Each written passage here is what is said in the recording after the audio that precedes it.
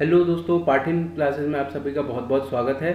और आज हम जिस विषय के बारे में डिस्कस करने वाले हैं वो है कॉमन एलिजिबिलिटी टेस्ट। जैसा कि हम सब जानते हैं कि हाल ही में कैबिनेट कमेटी ने अप्रूव किया है कि अब से कॉमन एलिजिबिलिटी टेस्ट नाम का एक टेस्ट जो होगा वो कंडक्ट कराया जाएगा। और ये कहा जा रहा है कि एसएससी, आरआरबी और आईबीपीएस को मर्ज कर देगा।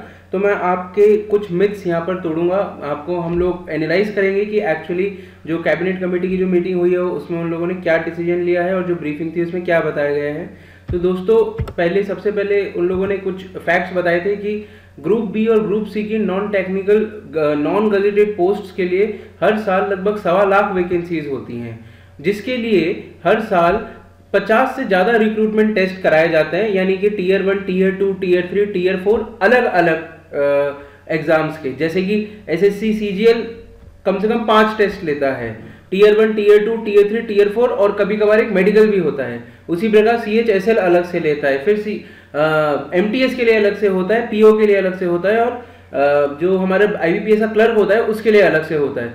तो दोस्तों ऐसे कुल मिलाकर के लगभग 50 से ज़्यादा रिक्रूटमेंट टेस्ट हो जाते हैं किसी भी पोस्ट के लिए।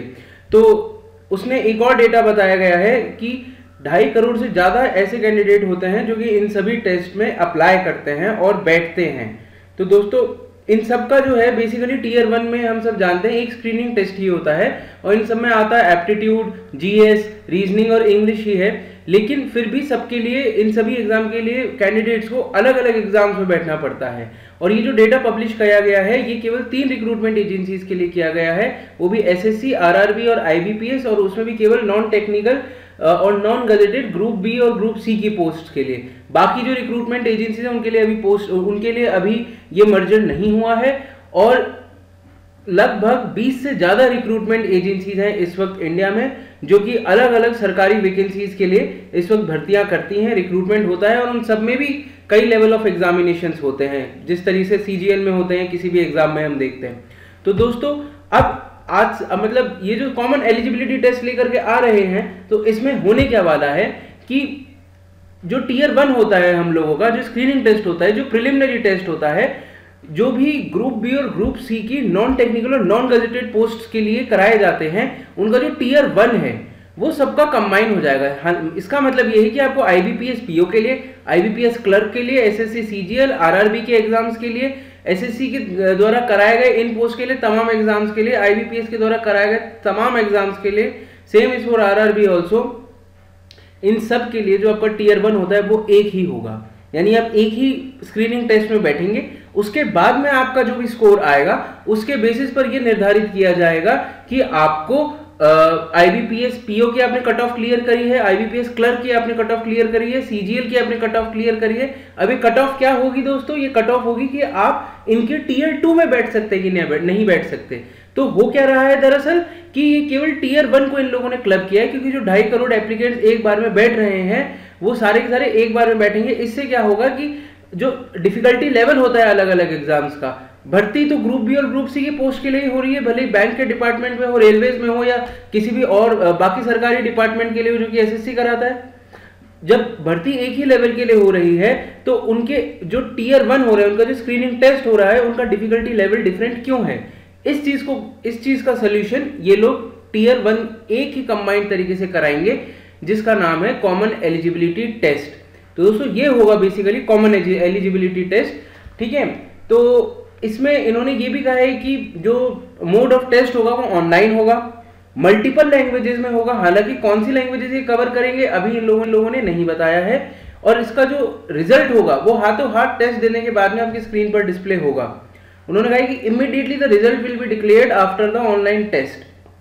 तो हम यही मान के चल रहे हैं कि टेस्ट खत्म होगा और आपका टेस्ट आपका जो रिजल्ट होगा आपके सामने होगा, और वो रिजल्ट लेकर के फिर आप फाइनली डिसाइड करेंगे कि आपको कौन सी रिक्रूटमेंट एजेंसी के टीयर 2 में बैठना है, कौन सी रिक्रूटमेंट एजेंसी की पोस्ट के लिए आपको आगे अप्लाई करना है। आप एसएससी के लिए जाना चाहते हैं, आप सीएचएसएल के लिए जाना चाहते हैं, आप आईबीपीएस पीओ के लिए जाना चाहते हैं, क्लर्क के लिए जाना चाहते हैं, आरआरबी की किसी पोस्ट के लिए जाना चाहते हैं, वो आपके हाथों हाथ मिले रिजल्ट से आप डिसाइड करेंगे। आपका जो रिजल्ट आएगा वो 3 साल तक वैलिड है, पॉइंट नंबर 1। और पॉइंट नंबर 2 दोस्तों कि ऐसा कॉमन एलिजिबिलिटी टेस्ट साल में 2 बार कंडक्ट कराया जाएगा।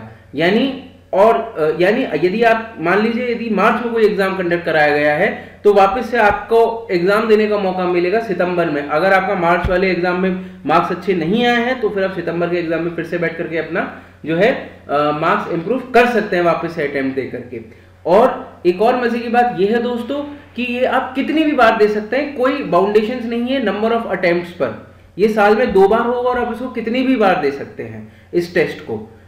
अपर एज लिमिट जो सेट की जाएगी उसके बारे में भी अभी कुछ नहीं बताया गया है, वो भी आने वाले इंस्ट्रक्शंस में क्लियर किया जाएगा कि इस एग्जाम को देने के लिए आपकी एज लिमिट कितनी होनी चाहिए, ये आगे जाके बताया जाएगा। और ये भी है कि जो हमारी रिजर्व कैटेगरीज होती हैं, वर्टिकल और हॉरिजॉन्टल रिजर्वेशन दोनों में, उन सब की एज लिमिट की अपर एज लिमिट जो उनको जो रिलैक्सेशन मिलेगा वो भी आगे ही जाकर के बताया जाएगा।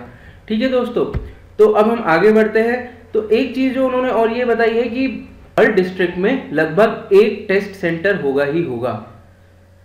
हम यूं देखते हैं कि मान लीजिए जैसे मैं राजस्थान से बिलोंग करता हूं तो वहां पर एक बहुत फेमस डिस्ट्रिक्ट है, आप सबने लगभग सुना होगा, जिसका नाम है कोटा। कोटा के पास में एक और डिस्ट्रिक्ट है, उसका नाम है बारां।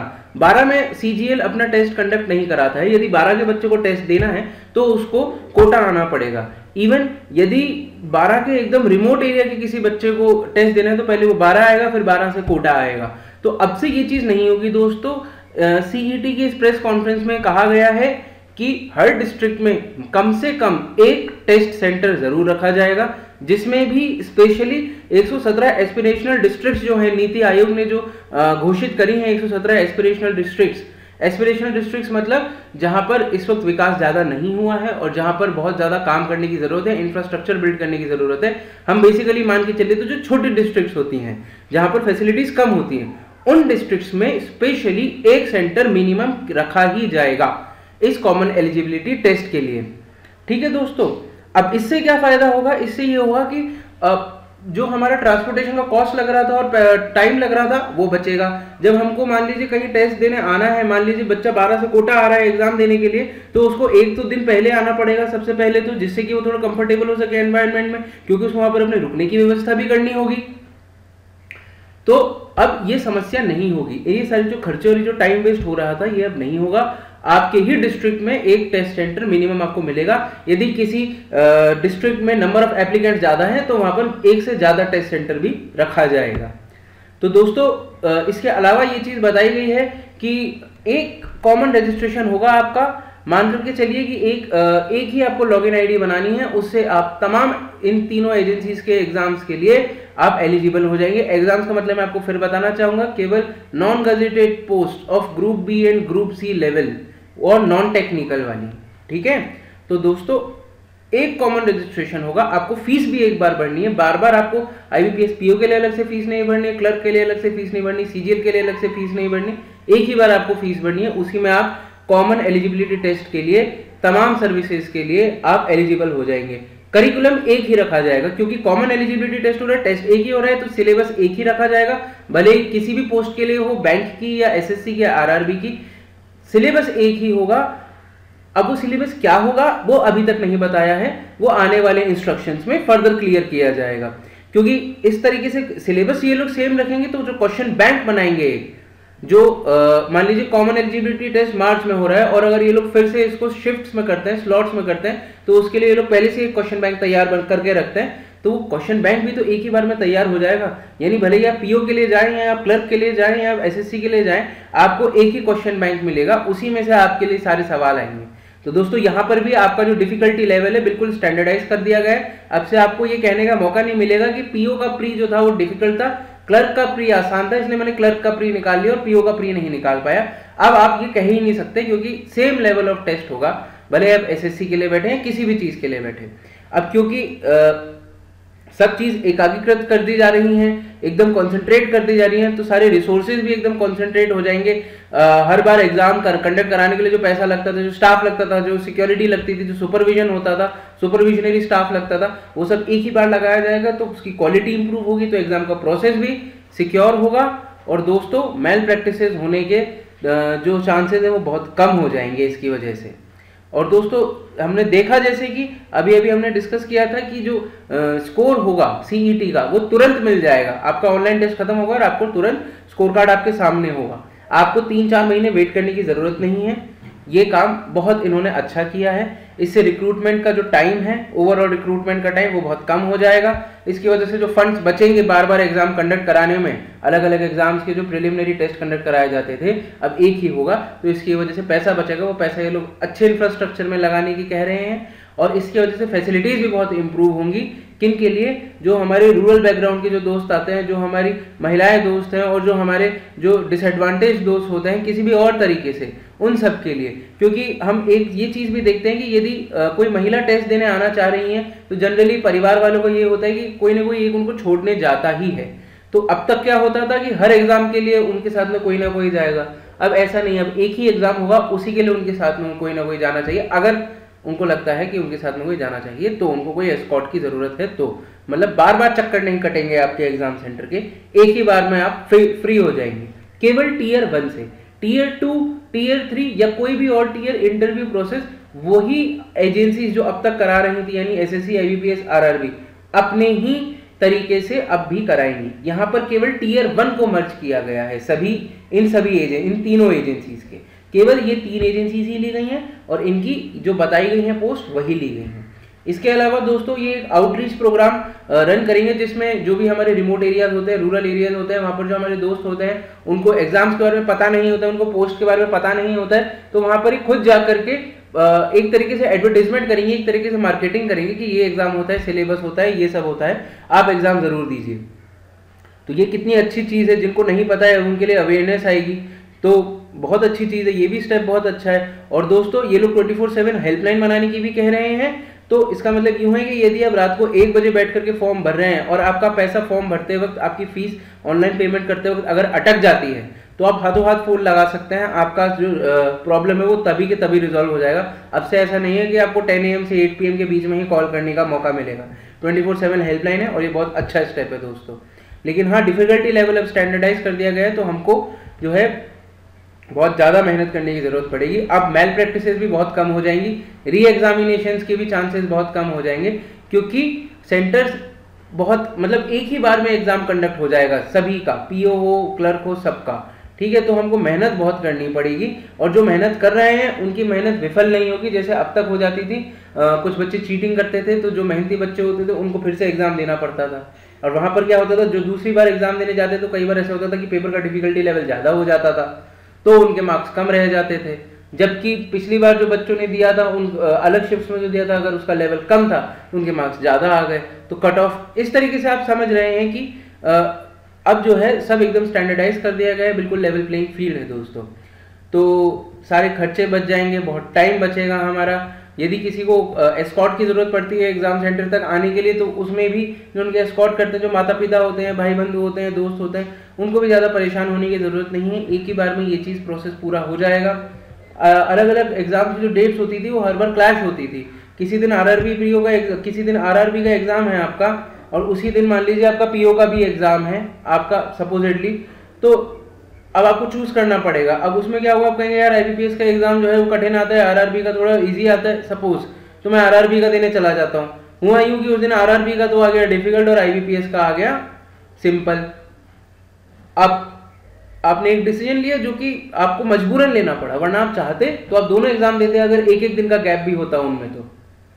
तो अब से ऐसा नहीं होगा, क्योंकि ये तीनों एजेंसीज के जितने भी इन पोस्ट के लिए एग्जाम्स हैं वो एक ही दिन में हो जाएगा, उसका जो टीयर 1 है।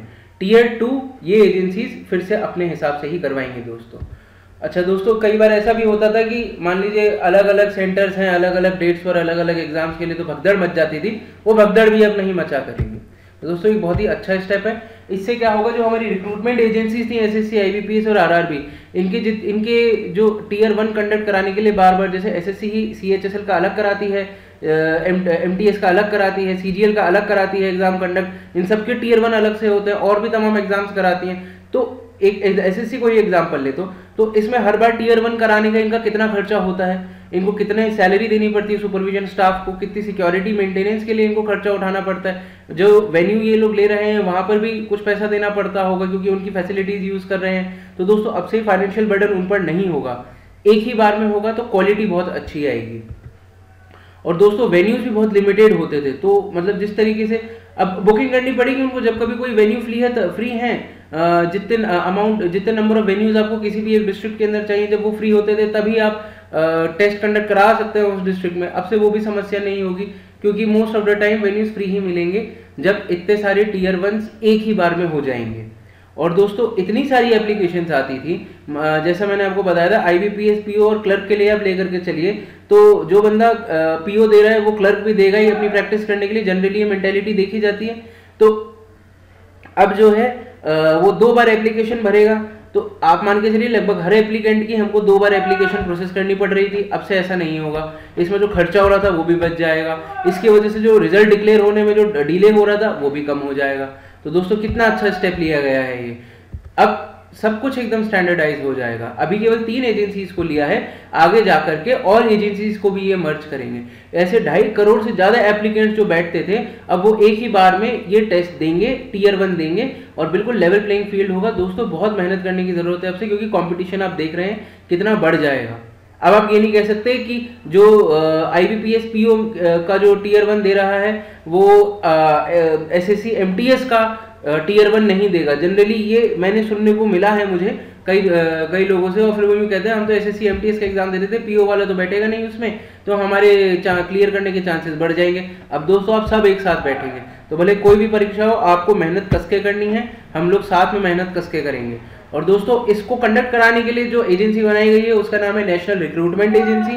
ये एक बिल्कुल ऑटोनोमस बॉडी रहेगी और इसके अंदर जो है हर रिक्रूटिंग एजेंसी का एक मेंबर मिनिमम रहेगा, यानी SSC का एक मेंबर, RRB का एक मेंबर और अपने IBPS का एक मेंबर एटलीस्ट इसमें रहेगा ही रहेगा। तो दोस्तों यही सारी बातें थी, और आपको इस चीज का ध्यान रखना है कि केवल टीयर 1 मर्ज किया गया है, केवल इन 3 एजेंसीज के कराए जाने वाले test group B, group C की non technical non gazetted post के लिए। बाकी सारे टीयर्स जो होते थे ये रिस्पेक्टिव एजेंसीज ही कराएंगी, ठीक है। तो दोस्तों इस चीज का आप ध्यान रखें। और टीयर 1 अब काफी कॉम्पिटिटिव होने वाला है, इतने सारे लोग बैठेंगे, तो जो उसका सिलेबस है वो भी अभी डिक्लेयर नहीं हुआ है, तो देखते हैं सिलेबस में क्या डालेंगे। क्योंकि हमने ये देखा था कि क्वांट जो बैंक के एग्जाम में आती है उसमें ज्योमेट्री नहीं आती है, और जो क्वांट CGL के एग्जाम में पूछी जाती है उसमें ज्योमेट्री ट्रिग्नोमेट्री दोनों आती है। तो देखते हैं किस तरीके से सिलेबस को रखते हैं। लेकिन हाँ, अनुमान लगाया जाए तो मध्य 2021 के बाद में, after middle of 2021 only can this exam be conducted. This is a guess, okay, this is just a guess, because आप लोग अभी भी काफी सारे फॉर्म्स भर के बैठे हुए, जो फॉर्म आप भर चुके हैं उनका होने का तरीका, उन एग्जाम्स को कंडक्ट कराने का तरीका वैसा ही रहेगा जैसा आपने फॉर्म भरा था उस टाइम पर था, ठीक है दोस्तों। तो यदि आपको ये वीडियो पसंद आया तो इसको जरूर लाइक कीजिए, इसको सब्सक्राइब कीजिए हमारे चैनल को, जिससे आपको कोई भी नया अपडेट आता है SSC वर्ल्ड या फिर CGL वर्ल्ड या फिर CET वर्ल्ड, अब तो हम यूँ कहेंगे CET वर्ल्ड से रिलेटेड, तो आपको ज़रूर मिले। इसको ज़्यादा से ज़्यादा शेयर कीजिए, सबको ये नॉलेज मिलनी चाहिए कि अब से क्या होने वाला है, गवर्नमेंट जॉब्स का जो रिक्रूटमेंट का प्रोसेस है वो किस तरीके से चेंज किया गया है। और दोस्तों यदि आपको कोई भी डाउट हो तो आप ज़रूर पूछिए, कमेंट सेक्शन में भी पूछिए। और दोस्तों हमारा जो टेलीग्राम चैनल है उसकी जो लिंक हमने दे रखी है डिस्क्रिप्शन में, उस पर भी ज़रूर पूछिए, ठीक है दोस्तों। अगले वीडियो में मिलते हैं, बहुत बहुत धन्यवाद, नमस्ते।